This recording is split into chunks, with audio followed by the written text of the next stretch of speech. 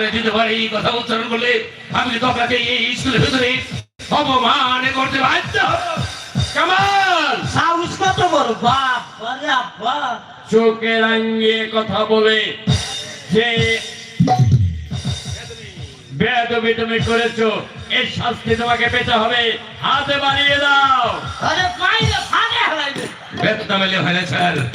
আজ যদি তোমাকে ক্ষমা করে দেই এক এক করে সবাই অপরাধ করবে, তাই তো তোমাকে এমন শিক্ষা দেব ভবিষ্যৎ যেন এই স্কুলের ছাত্র ছাত্রী শিক্ষকের সঙ্গে বেয়াদবি না করে। অবশ্যই আরে বাইরে ফাটাইয়া রক্ত ভাই করে হলাইবে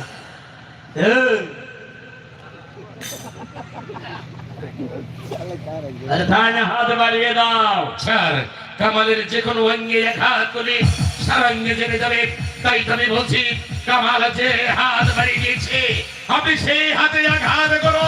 আর আমি মনস্থ করেছি তাই হস্তাঘাত করবো।